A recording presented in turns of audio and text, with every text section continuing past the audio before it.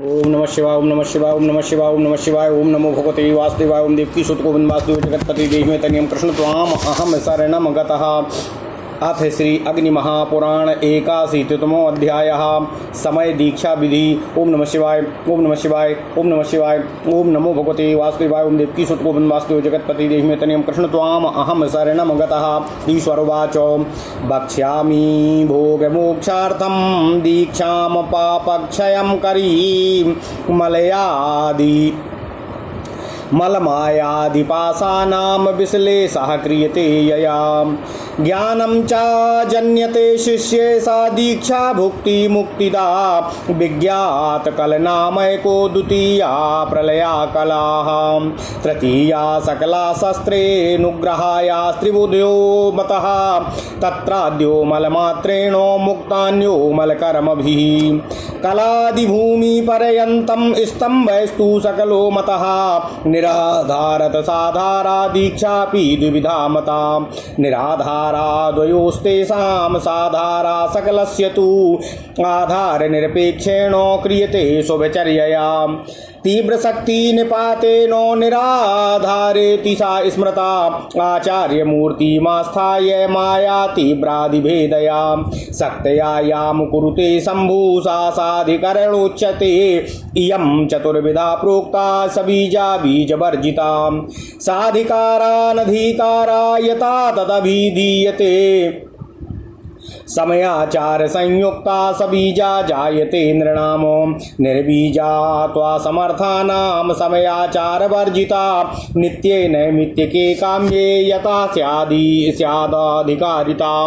उनो शिवाय साधिकारा भवेत् दीक्षा साधकाचार्ययोरता निर्बीजा दीक्षितानां तु तथा समयी पुत्रयो नित्यमात्राधिकारत्वा दीक्षां निरधिकारिका द्विविधेयं द्विरूपा हि अप्रत्येकमुपजायते एका क्रियावती तत्र कुण्डमण्डलपूर्विका मनोव्यापार मात्रेण या सा ज्ञानवती मता इत्थं लब्धाधिकारेण दीक्षाचार्येण साध्यते स्कंद दीक्षां गुरु कुर्यात् कृत्वा नित्यक्रियां ततः प्रणवार्थं कराम्भोजा कृतद्वाराधिपार्चना अभिघ्नानुतसार्यम् अदेहल्याम् अन्यस्यास्त्रं श्वासने स्थितः पूर्वीतभूत संशुद्धिं मंत्रयोगं यथोदितम् अतिलतण्डुल सिद्धार्थ कुश दूर्वाक्षतोदकम् सयवक्षीरनीरं च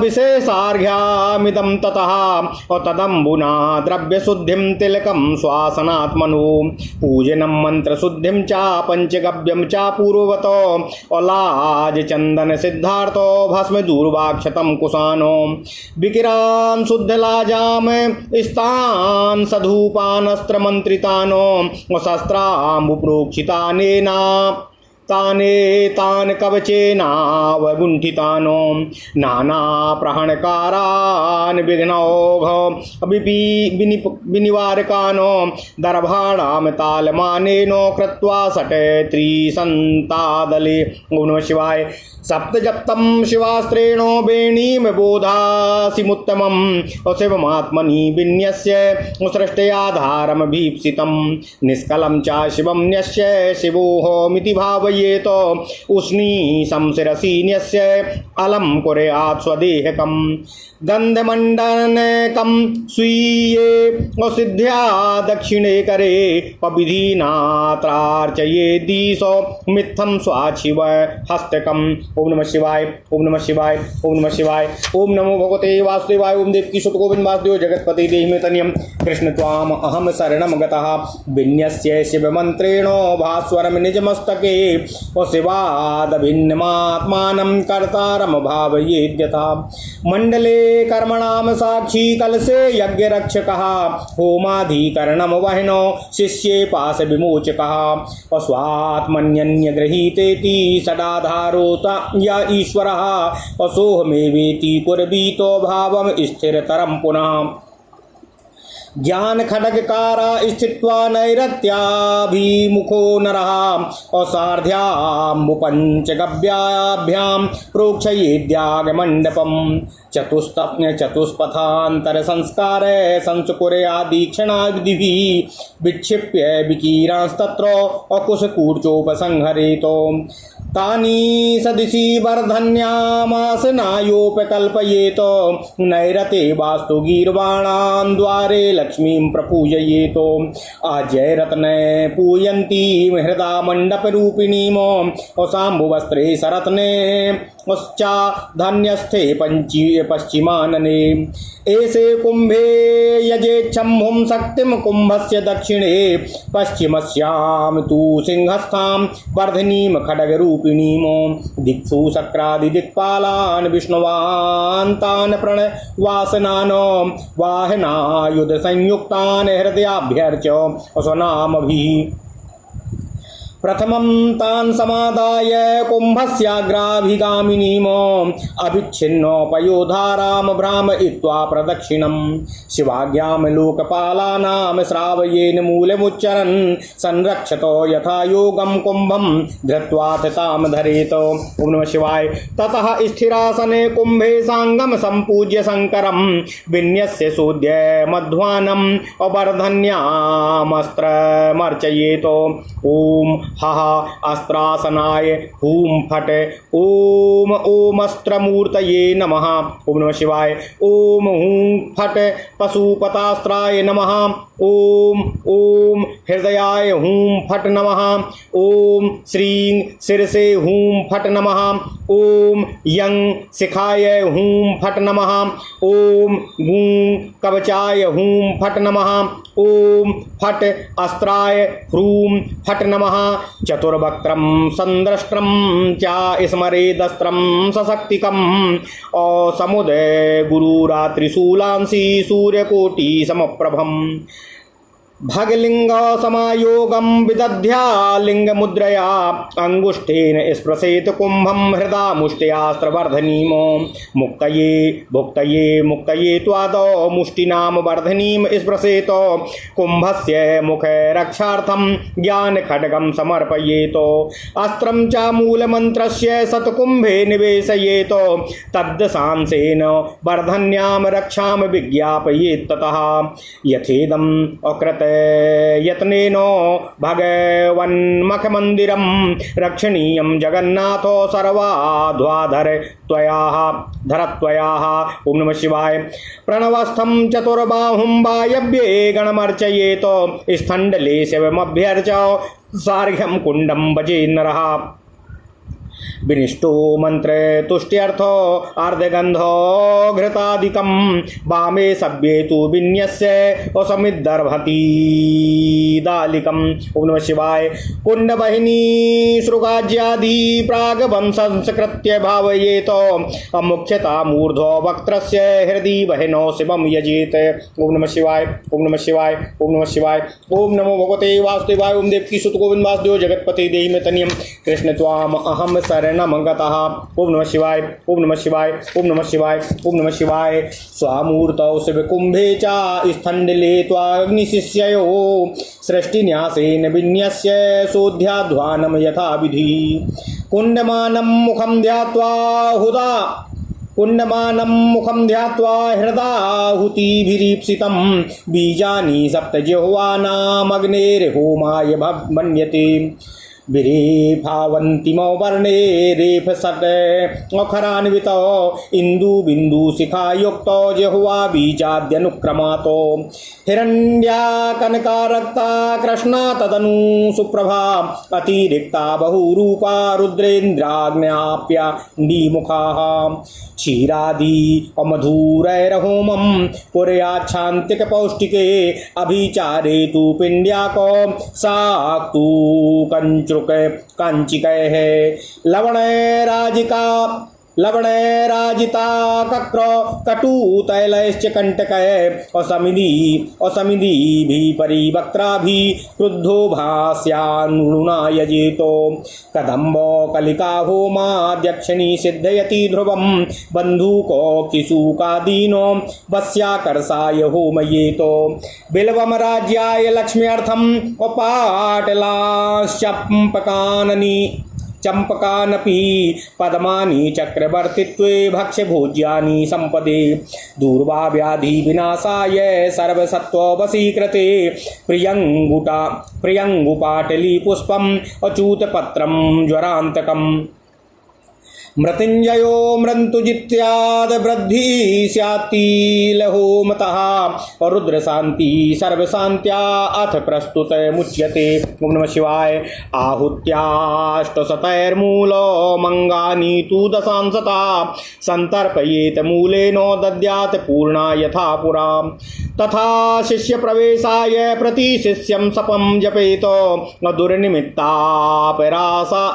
दुर्निमित्तापसाराय सुनिमित्त कृति तथा शतद्वयं चाहूतव्यं मूलमन्त्रेण पूर्ववतो मूलाद्यष्टास्त्रमन्त्राणां स्वाहान्तैस्तरणपरणं सकृतो शिखा सम्पुटितैर्बीजैर्हुफण्डन्तैश्च दीपनम् ॐ हौं शिवाय स्वाहा इत्यादि मन्त्रैश्च तर्पणम् ॐ ह्रूं हौं ह्रीं शिवाय ह्रूं फट् इत्यादि दीपनं ततः शिवाम्भसा स्थालीं क्षालितां वार्मगुण्ठिताम् ओम नमः शिवाय चन्दनादिशमालब्धाम् अबध्नीयात् कटकं गले अवर्मास्त्रजप्तो सद्दर्भ पत्राभ्यां चारुसिद्धये धर्माद्यैरासने दत्ते सार्धेन्दुकृतमण्डले न्यस्तायां मूर्तिभूतायां भावपुष्पै शिवं यजेतो वस्त्रबद्धो मुखायां वा स्थाल्यां पुष्पैर्बहिर्भवै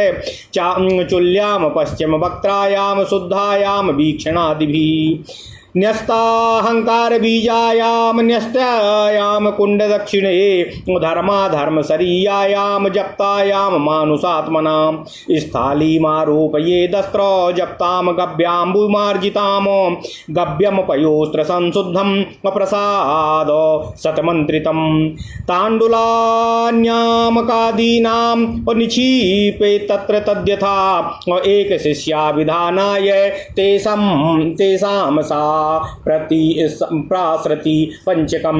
ओम नमः शिवाय। ओम नमः शिवाय। ओम नमः शिवाय। ओम नमो भगवते वासुदेवाय। ओम देवकी सुत गोविंद वासुदेव जगत्पते देहितन्यम कृष्ण त्वाम अहम शरणं गतः प्रसृतिं पंचादर्धये द्वायादिषु क्रमातो अकुर्याच्चानल मंत्रेण विधानं कवचाणुना सिग्वानो मूलमन्त्रेण पूर्वास्याश्चरुकं यजेतो सुस्विन्ने तत्र चच्चुल्याम् अश्रुवमापूर्य सर्वशिषा। ओम नमः शिवाय। स्वाहान्तय संहिता मन्त्रैर्दत्त्वा तप्ताभिधारणं संस्थाप्य मण्डले स्थालीं सदर्भे स्त्राणूना कृते प्रणवेनोपिधायास्यां तद्देहलेपनं हृदा सुशीतलो भवत्येवम् अप्राप्य सीताभिधारणं विदध्यात् संहिता मन्त्रे शिष्यं प्रति सकृतम् विदध्या संहिता मन्त्रे शिष्यं प्रति सकृतो अधर्माद्यासनके हुत्वा अकुण्डमण्डल पश्चिमे संपातं चाश्रुचा हुत्वा संहितयाचरेत चारुकं सकृदालम्भ्य यतयवोषडन्तया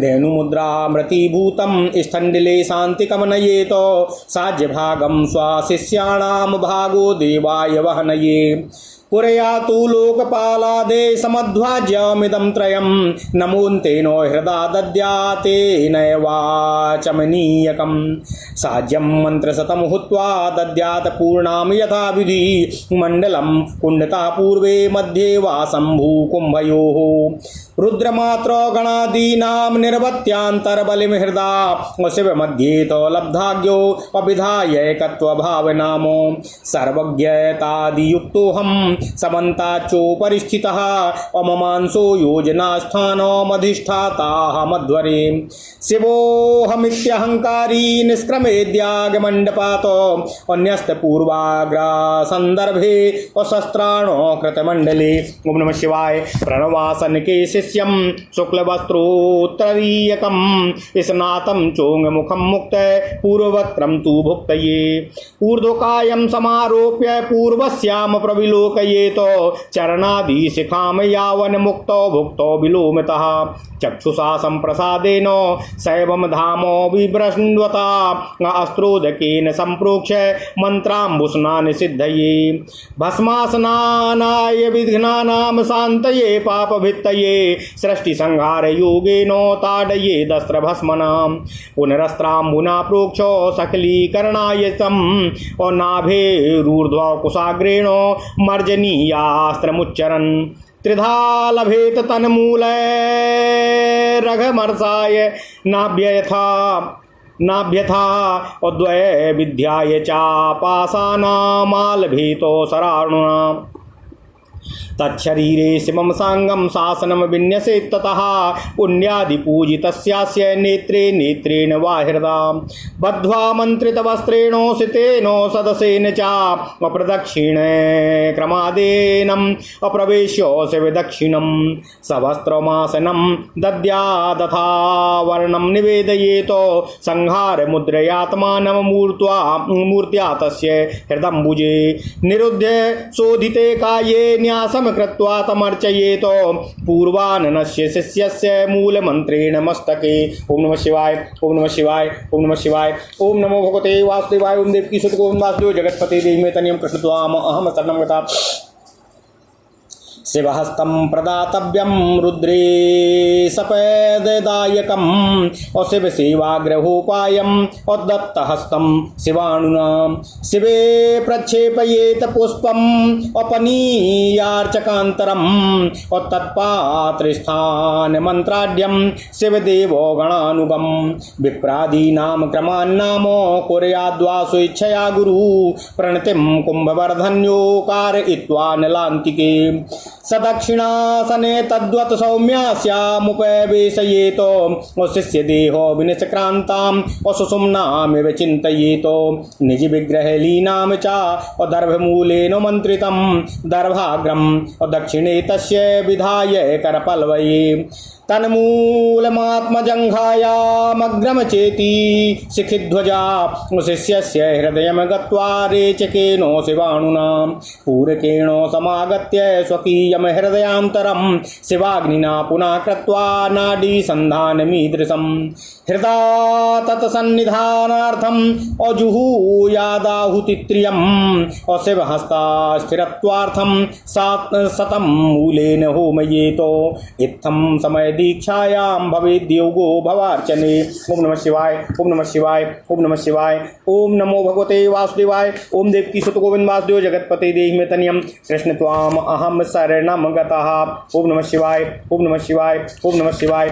ओम नमो भगवते वासुदेवाय। ओम देवकी सुत गोविंद वासुदेव जगत्पते देहि मे तनियं कृष्ण त्वाम अहम शरणं गतः। अथ श्री अग्नि महापुराण 81वां अध्याय समय दीक्षा विधान। ओम नमः शिवाय। ओम नमः शिवाय। ओम नमः शिवाय। भगवान श्री महेश्वर जी ने कहा, हे स्कंद, मैं भोग और मोक्ष की सिद्धि के लिए दीक्षा की विधि आपको बतलाने जा रहा हूँ, जो समस्त पापों का विनाश करने वाली है तथा जिसके द्वारा मल और माया आदि पासों का निवारण किया जाता है, जिससे शिष्य में ज्ञान की उत्पत्ति कराई जाती है, उसका नाम दीक्षा है। वह भोग और मोक्ष संप्रदान करने वाली है। पशु पाशबद्ध जीव शुद्ध विद्या द्वारा अनुग्राह्य कहा गया है। वह 3 तरह का होता है। पहला विज्ञान कला, दूसरा प्रलया कला तथा तीसरा सकल।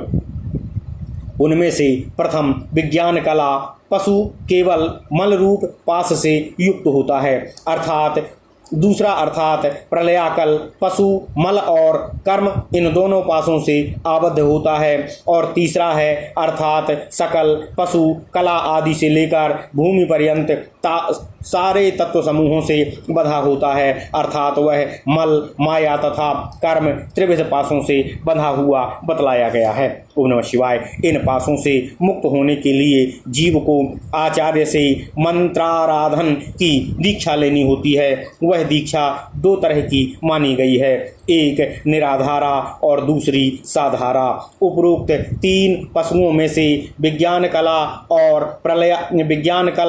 प्रलयाकल, इन दो पशुओं के लिए निराधारा दीक्षा बतलाई गई है और सकल पशु के लिए साधारा, अर्थात आचार्य की अपेक्षा न रखकर शंभु द्वारा ही तीव्र शक्तिपात करके जो दीक्षा दी जाती है वह निराधारा कही गई है।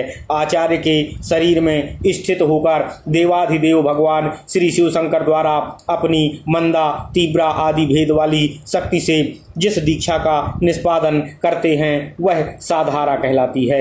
यह साधारा दीक्षा सबीजा, निर्बीजा, साधिकारा और अनधिकारा इन भेदों के द्वारा जिस चार तरह की हो जाती है वह आगे मैं आपको बतला रहा हूँ। सक्षम पुरुषों को जो समयाचार से युक्त दीक्षा दी जाती है उस दीक्षा को सबीजा कहते हैं और असमर्थ पुरुषों को दी जाने वाली समयाचार शून्य दीक्षा निर्बीजा कही गई है। जिस दीक्षा से साधक और आचार्य को नित्य नैमित्तिक एवं काम्य कर्मों में अधिकार प्राप्त होता है वह साधिकारा दीक्षा होती है।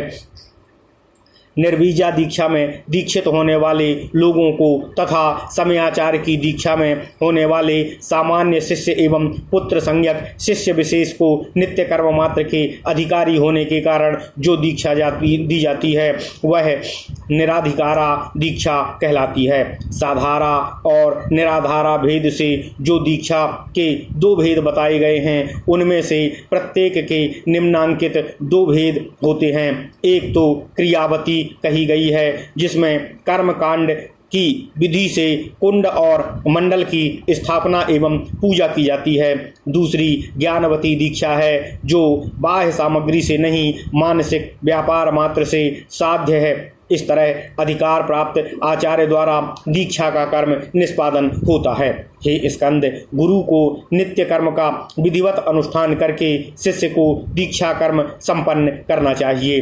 प्रणव के जप पूर्वक गुरु को अपने कर कमल में अर्घ्य जल ले द्वारपालों का पूजन करना चाहिए। फिर विघ्नों का निवारण करने के अनंतर द्वार देहली पर अस्त्रन्यास करके अपने आसन पर बैठे शास्त्रोक्त विधि से भूत शुद्धि एवं अंतर्याग करना चाहिए। तिल, चावल, सरसों, कोस, दूर्वांकुर, जौ, दूध और जल इन सभी को एकत्र करके विशेष अर्घ बनाएं। उसके जल से समस्त द्रव्यों पूजन सामग्रियों की शुद्धि करनी चाहिए। फिर तिलक संबंधी अपने संप्रदाय के मंत्र से भाल देश में तिलक लगावें। फिर पूर्वत पूजन मंत्र शोधन तथा पंचगव्य प्राशन आदि कर्म करने चाहिए। क्रमशः लावा, चंदन, सरसों, भस्म, दूर्वा, अक्षत, कुश और अंत में पुनः शुद्ध लावा ये सभी बिकेर या बिखेरने योग्य द्रव्य कहे गए हैं। इन सभी वस्तुओं को एकत्र करके 7 बार अस्त्र मंत्र से अभिमंत्रित करना चाहिए। अस्त्र मंत्र द्वारा अभिमंत्रित जल से इनका प्रोक्षण करके फिर कवच मंत्र हुम से अवगुंठन करके यह भावना करनी चाहिए कि हे विघ्न समूह का निवारण करने वाले विविध तरह के अस्त्र शस्त्र हैं। तत्पश्चात प्रदेश मात्र लंबे कुश के 36 दलों से बेणी रूप बोधमय श्रेष्ठतम खड्ग बनाकर उसको 7 बार जपते हुए शिव मंत्र से अभिमंत्रित करना चाहिए। फिर उसको शिव स्वरूप मानकर भावना द्वारा अपने हृदय में स्थापित करना चाहिए। साथ ही जगदाधार भगवान शिव जी को झांकी अपने को अभीष्ट हो उसी रूप से उनका ध्यान चिंतन करके निष्कल परमात्मा भगवान शिव का अपने अंदर न्यास करना चाहिए। ओम नमः शिवाय, ओम नमः शिवाय, ओम नमः शिवाय। इसके बाद यह भावना करनी चाहिए कि मैं साक्षात शिव स्वरूप हूँ। फिर सिर पर मूल मंत्र से अभिमंत्रित श्वेत पगड़ी रखकर अपने शरीर को पुष्प, गंध और आभूषणों से अलंकृत करना चाहिए। इसके बाद गुरु को अपने दाहिने हाथ पर सुगंध द्रव्य अथवा कुमकुम धारा मंडल का निर्माण करना चाहिए। फिर उस पर विधि पूर्वक भगवान शिव की पूजा करनी चाहिए। इससे वह शिव हस्त हो जाता है। उस तेजस्वी शिव हस्त को शिव मंत्र से अपने मस्तक पर रखकर यह दृढ़ भावना करनी चाहिए कि मैं शिव से अभिन्न और सभी का कर्ता साक्षात परमात्मा शिव ही हूँ। जिस समय गुरु ऐसी भावना कर ले, तत्पश्चात वह यज्ञ मंडप में कर्मों का साक्षी, कलश में यज्ञ का रक्षक, अग्नि में हवन का अधिष्ठान, शिष्य में उसके अज्ञानमय पास का उच्छेद करने वाला तथा अंतरात्मा में अनुग्रहीता, इन 5 आकारों में अभिव्यक्त ईश्वर रूप हो जाता है। गुरु इस भाव को अत्यंत दृढ़ कर ले कि वह परमेश्वर मैं ही हूँ। तत्पश्चात ज्ञान रूपी खड्ग हाथ में लिए गुरु को यज्ञ मंडप में नैऋत्य कोण वाले भाग में उत्तराभिमुख स्थित हो अर्घ्य जल और पंचगव्य से उस मंडप का प्रोक्षण करना चाहिए। ईक्षण आदि चतुष्पथांत संस्कारों द्वारा उसका संस्कार करना चाहिए। फिर यज्ञ मंडप में बिखरने योग्य वस्तुओं को बिखेर कर उसकी कूंची से उन सभी को बटोर लें और उनको ईशान कोण में स्थापित और वर्धनी जलपात्र में आसन के लिए रख देना चाहिए। नैऋत्य कोण में वास्तु देवताओं का और पश्चिम द्वार पर श्री लक्ष्मी का पूजन करना चाहिए। साथ ही यह भावना करनी चाहिए कि वे मंडप रूपणी श्री लक्ष्मी देवी रत्नों के भंडार से यज्ञ मंडप को परिपूर्ण कर रही हैं। इस तरह ध्यान एवं आवाहन कर हृदय मंत्र नमः के द्वारा अर्थात लक्ष्मी नमः इस मंत्र से उनकी पूजा करनी चाहिए। इसके बाद ईशान कोण में सप्तधान्य पर स्थापित किए हुए वस्त्र वेष्टित पंचरत्न युक्त एवं जल से परिपूर्ण पश्चिमाभिमुख कलश पर देवाधिदेव भगवान श्री शिव शंकर जी का पूजन करना चाहिए। फिर उस कलश के दक्षिण भाग में सिंह पर विराजमान पश्चिमाभिमुखी शक्ति खड्ग रूपिणी वर्धनी का पूजन करना चाहिए। तत्पश्चात पूर्व आदि दिशाओं में इंद्र आदि दिक्पालों को और इसके अंत में भगवान विष्णु का पूजन करना चाहिए। ये सब के सब प्रणवमय आसन पर विराजमान हैं तथा अपने अपने वाहनों और आयुधों से संयुक्त हैं। ऐसी भावना करके उनके नामों के अंत में नमः पद जोड़कर उन्हीं के मंत्र से उनकी पूजा करनी चाहिए।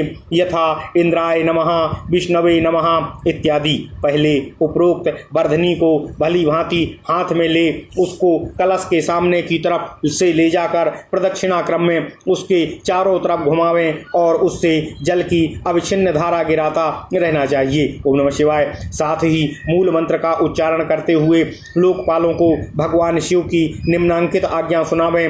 हे लोकपालगण, आप लोग यथाशक्ति सावधानी के साथ इस यज्ञ की रक्षा करें। इस प्रकार संदेश दें। नीचे एक कलश रखकर उसके ऊपर उस वर्धनी को स्थापित कर देना चाहिए। तत्पश्चात सुस्थिर आसन वाले कलश पर देवाधिदेव भगवान श्री शिव शंकर का सांग पूजन करना चाहिए। इसके बाद कला आदि श्रद्धा का न्यास करके शोधन करना चाहिए और वर्धनी में अस्त्र की पूजा करनी चाहिए। पूजा के मंत्र इस प्रकार हैं। ओम हः अस्त्रसनाय हूं फट नमः। ओम ओम अस्त्रमूर्तये हूं फट नमः। ओम हूं फट पशुपतास्त्राय नमः। ओम ओम हृदयाय हूं फट नमः। ओम श्री सिर से हूं फट नमः। ओम यं शिखाय हूं फट नमः। ओम सुं कवचाय हूं फट नमः। ओम हूं फट अस्त्राय हूं फट नमः। इसके बाद पशुपतास्त्र के स्वरूप का इस तरह चिंतन करना चाहिए। उनके 4 मुख हैं, प्रत्येक मुख में दाढ़ें हैं। उनके हाथों में शक्ति, मुद्गर, खड्ग और त्रिशूल हैं तथा उनकी प्रभा करोड़ों सूर्यों के समान है। इस तरह ध्यान करके लिंग मुद्रा के प्रदर्शन द्वारा भंग लिंग का समायोग करना चाहिए।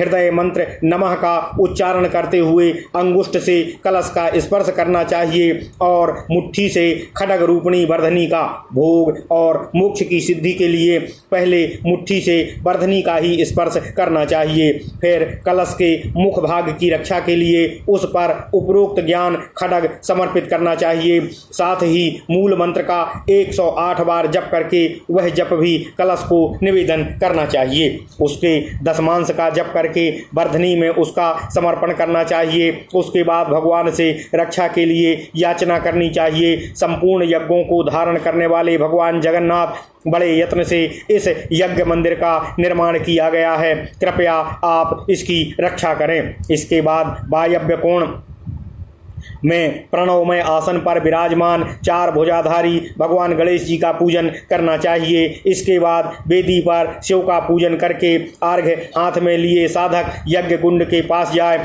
वहां बैठकर मंत्र देवता की तृप्ति के लिए बाएं भाग में अर्घ्य गंध और घृत आदि को तथा दाहिने भाग में समिधा कुशा एवं तिल आदि को रखकर ओम नमः शिवाय, ओम नमः शिवाय, कुंड अग्नि श्रुक तथा घृत आदि का पूर्ववत संस्कार करके हृदय में ऊर्ध्व मुख अग्नि की प्रधानता का चिंतन करना चाहिए तथा अग्नि में भगवान शिव का पूजन करना चाहिए। फिर गुरु अपने शरीर में शिव कलश में मंडल के अग्नि और शिष्य की देह में सृष्टि न्यास की विधि से न्यास कर्म का निष्पादन करके अध्वा का विधि पूर्वक शोधन करने के पश्चात कुंड की लंबाई चौड़ाई का चिंतन करके अग्नि जिह्वाओं के नाम के मंत्र के अंत में नमः एवं स्वाहा बोलकर अभीष्ट वस्तु की आहुतियां देते हुए श्री अग्निदेव को तृप्त करना चाहिए। अग्नि की 7 जिह्वाओं के 7 बीज हैं। हवन के लिए उनका परिचय दिया जाता है। रेफहीन अंतिम 2 वर्णों में सभी अर्थात 7 अक्षर आदि रकार और छठे स्वर ऊपर आरूढ़ हों और उनके भी ऊपर चंद्र बिंदु पर शिखा हो तो वे ही अग्नि की 7 जिह्वाओं के क्रमशः 7 बीज मंत्र हैं। ओम यरूम लरूम ब्रूम श्रूम श्रूम स्त्रूम हूम। अग्नि की 7 जिह्वाओं के नाम इस तरह है: हिरण्या, कनका, रक्ता, कृष्णा, सुप्रभा, अतिरिक्ता तथा बहुरूपा। ईशान, पूर्व, अग्नि, नैऋत्य, पश्चिम, वायव्य तथा मध्य दिशा में क्रमशः इनके मुख होते हैं। अर्थात एक त्रिभुज के ऊपर दूसरा त्रिभुज बनाने से जो 6 कोण बनते हैं वे क्रमशः ईशान, पूर्व, अग्नि, नैऋत्य, पश्चिम तथा वायव्य कोण में स्थित होते हैं। अग्नि की हिरण्या आदि 6 जिह्वाओं को इन्हीं 6 कोणों में स्थापित करना चाहिए तथा अंतिम जिह्वा बहुरूपा को मध्य में शांति एवं पौष्टिक कर्म में खीर आदि मधुर पदार्थों द्वारा हवन करना चाहिए। परंतु अभी 4 कर्म में सरसों की खली, सत्तू, जौ की कांजी, नमक, राई, मट्ठा, कड़वा तेल, कांटे तथा टेढ़ी मेढ़ी समिधाओं द्वारा क्रोधपूर्वक भाष्याणु भाष्य मंत्र से हवन करना चाहिए। कदम्बक कलिकाओं द्वारा हवन करने से निश्चय ही यक्षिणी सिद्ध हो जाती है। वशीकरण और आकर्षण की सिद्धि के लिए बंदूक, दोपहरिया और पास के फूलों का हवन करना चाहिए। राज्य लाभ के लिए बिल्व फल का और श्री लक्ष्मी की प्राप्ति के लिए पाटल पाड़र का एवं चंपा के फूलों का हवन करना चाहिए। चक्रवर्ती सम्राट पद पाने के लिए कमलों का तथा संपत्ति के लिए भक्ष्य भोज्य पदार्थों का हवन करना चाहिए। दूर्वा का हवन किया जाए तो उससे व्याधियों का विनाश होता है। समस्त जीवों को बस में करने के लिए विद्वान पुरुष को प्रियंगु एवं कदली के पुष्पों का हवन करना चाहिए। आम के पत्ते का हवन ज्वर नाश के लिए होता है। मृत्युंजय देवता या मंत्र का उपासक मृत्यु विजयी होता है। तिल का हवन करने से अभ्युदय की प्राप्ति होती है। रुद्र शांति समस्त दोषों की शांति वाली होती है। वे अधुना प्रस्तुत प्रसंग को पुनः प्रारंभ करते हैं।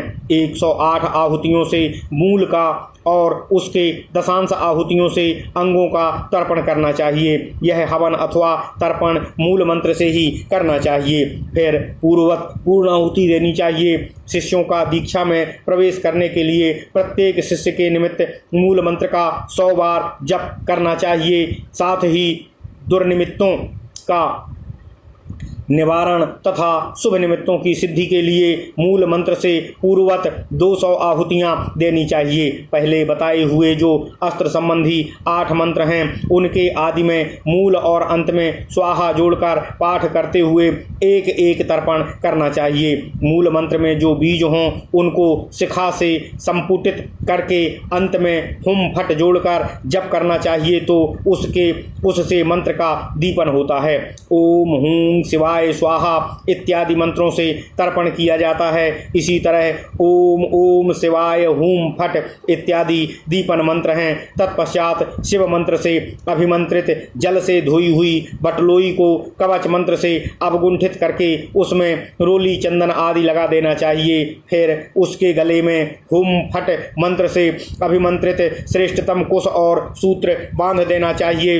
इससे चरु की सिद्धि होती है। फिर धर्म आदि 4 पायों से युक्त चौकी आदि का आसन देकर उसके ऊपर बने हुए अर्धचंद्राकार मंडल में उस बटलोई को रखें तथा उसको आराध्य देवता की मूर्ति मानकर उसके ऊपर भवात्मक पुष्पों से भगवान शिव का पूजन करना चाहिए अथवा उस बटलोई के मुख को वस्त्र से बांध दें तथा उस पर बाह्य पुष्पों से भगवान शिव का पूजन करना चाहिए। इसके बाद पश्चिमाभिमुख रखे हुए चूल्हों को देखभाल कर शुद्ध करके उसमें अहंकार बीज का न्यास करना चाहिए। इसके बाद उसको कुंडों के दक्षिण भाग में रखें और यह भावना करनी चाहिए कि इस चूल्हे का शरीर धर्माधर्ममय है। फिर उसकी शुद्धि के लिए उसके स्पर्श पूर्वक अस्त्र मंत्र का जप करना चाहिए। इसके बाद अस्त्र मंत्र फट के जप से अभिमंत्रित गाय के घी में मार्जित हुई उस बटलोई को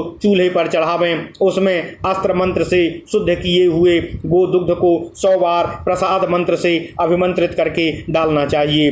फिर उस दूध में मावा आदि चावल छोड़ें। उसकी मात्रा इस तरह है, एक शिष्य की दीक्षा विधि के लिए 5 पसर चावल डालें और ओम नमः शिवाय, ओम नमः शिवाय, ओम नमः शिवाय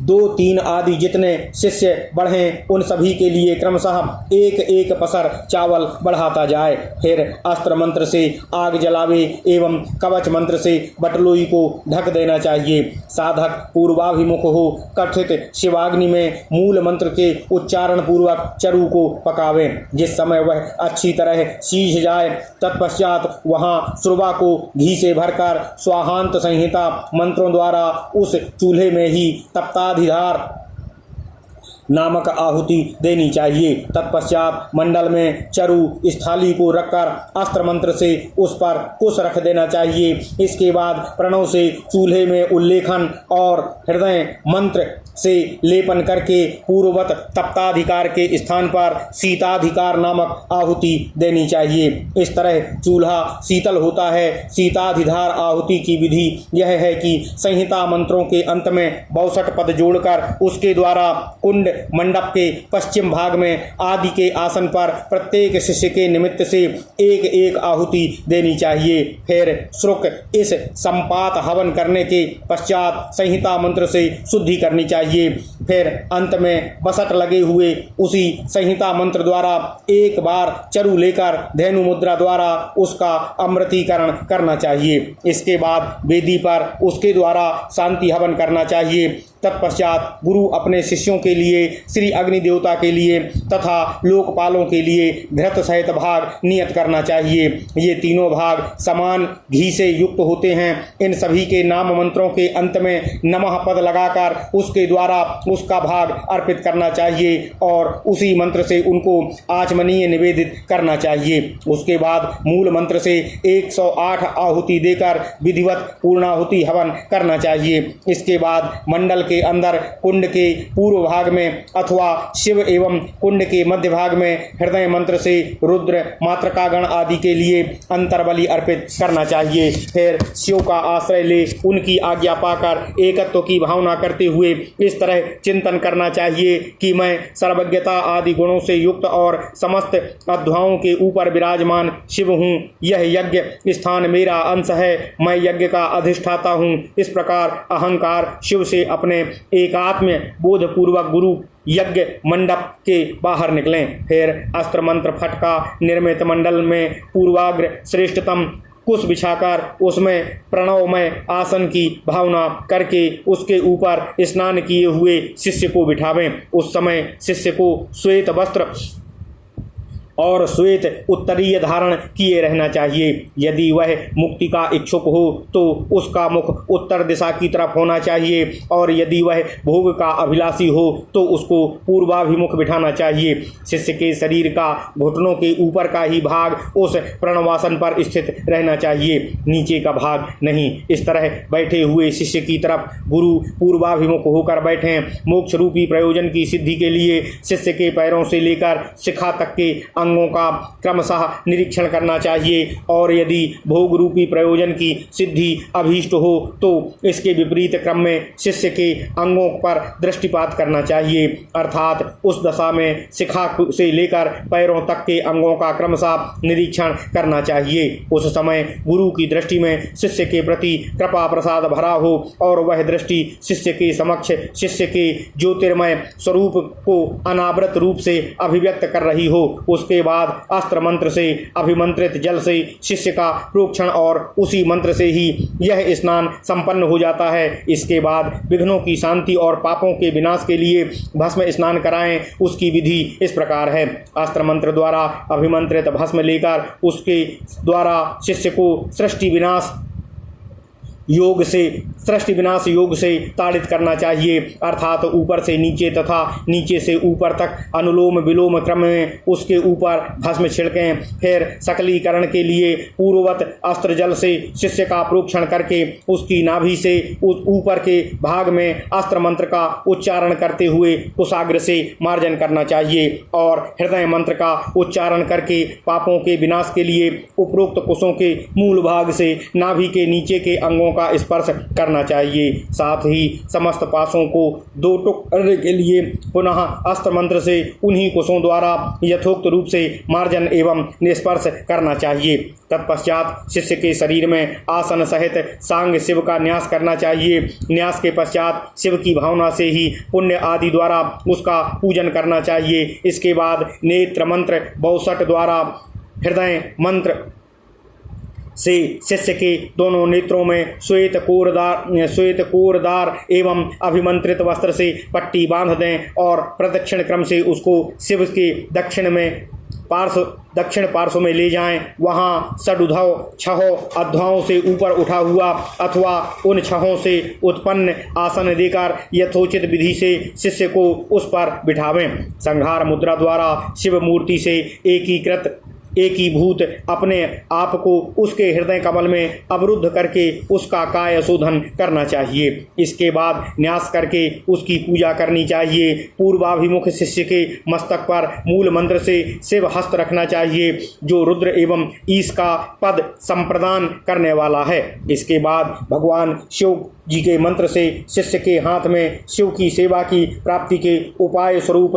पुष्प दें, और ओम नमः शिवाय उसको शिष्य पर ही चढ़वावें। उसके बाद गुरु को उसके नेत्रों में बंधे हुए वस्त्र को हटाकर उसके लिए शिव देव गणांकित स्थान मंत्र नाम आदि की उद्भावना करनी चाहिए, अथवा अपनी इच्छा से ही ब्राह्मण आदि वर्णों के क्रमशः नामकरण करना चाहिए। शिव कलश तथा वर्धनी को नमस्कार करवाकर अग्नि के सन्निकट अपने दाहिने आसन पर पूर्ववत उत्तराभिमुख शिष्य को बिठावें, और यह भावना करनी चाहिए कि शिष्य के शरीर से सुषुम्ना निकलकर मेरे शरीर में विलुप्त हो गई है। हे स्कंद, इसके बाद मूल मंत्र से अभिमंत्रित दर्भ लेकर उसके अग्रभाग को तो शिष्य के दाहिने हाथ में रखें, और मूल भाग को अपनी जंघा पर अथवा अग्रभाग को ही अपनी जंघा पर रखें, और मूल भाग को शिष्य के दाहिने हाथ में शिव मंत्र के द्वारा रेचक प्राणायाम की क्रिया करते हुए शिष्य के हृदय में प्रवेश की भावना करके पुनः उसी मंत्र से पूरक प्राणायाम द्वारा अपने हृदय आकाश में लौट आने की भावना करनी चाहिए। फिर शिवाग्नि से इसी तरह नाड़ी संधान करके उसके सन्निधान के लिए हृदय मंत्र से 3 आहुतियाँ देनी चाहिए। शिव हस्त की स्थिरता के लिए मूल मंत्र से आहुतियों का हवन करना चाहिए। इस तरह करने से शिष्य समय दीक्षा में संस्कार के योग्य हो जाता है। ओम नमः शिवाय, ओम नमः शिवाय, ओम नमः शिवाय। इस प्रकार महापुराणों में श्रेष्ठ श्री विष्णु वामपाद स्वरूप श्री कृष्ण द्वैपायन भगवान श्री व्यासकृत श्री अग्नि महापुराण अंतर्गत आगत विषयों का विवेचन संबंधी 81वां अध्याय पूर्ण हुआ। ओम नमः शिवाय। इत्यादि महापुराणे भगवान श्री वेद व्यासकृत श्री विष्णु वामपाद स्वरूपे श्री अग्नि महापुराण अंतर्गते समय दीक्षा विधि कथनम नाम 81तमो अध्याय। ओम नमः शिवाय, ओम नमः शिवाय, ओम नमः शिवाय, ओम नमो भगवते